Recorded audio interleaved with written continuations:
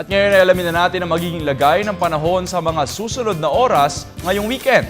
Mula kay April Enerio live sa Pag-asa DOST. April, magandang hapon sa iyo.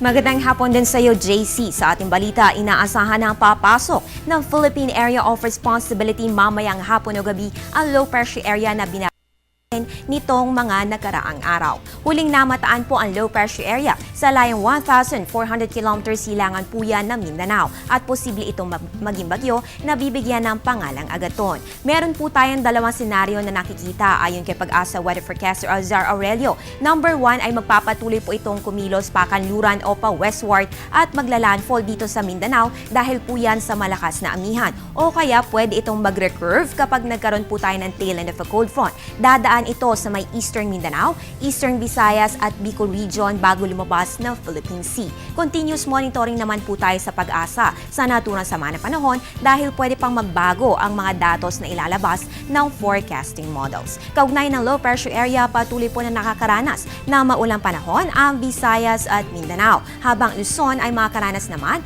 ng bahagya hanggang sa maulap na kalangitan. Fair weather po yan maliban na lamang sa mahihinang pulupulong pag-ulan. Para naman sa ating weekend weather check, magiging maulan pa rin po ang panahon sa may Visayas at Mindanao, pati maging sa may Palawan dahil nga po yan sa sama ng panahon. Asahan naman ang possible thunderstorms dito sa may Bicol Region, habang ang Metro Manila at nalalabing bahagi ng Luzon ay makaranas pa rin po ng bahagya hanggang sa maulap na kalangitan na may isolated light rains dulot ng northeast monsoon. Manatiling updated sa panahon kahit ngayong Sabado at Linggo. Manood ng Panahon TV Weekend Edition alas 5 na umaga dito lamang sa PTV.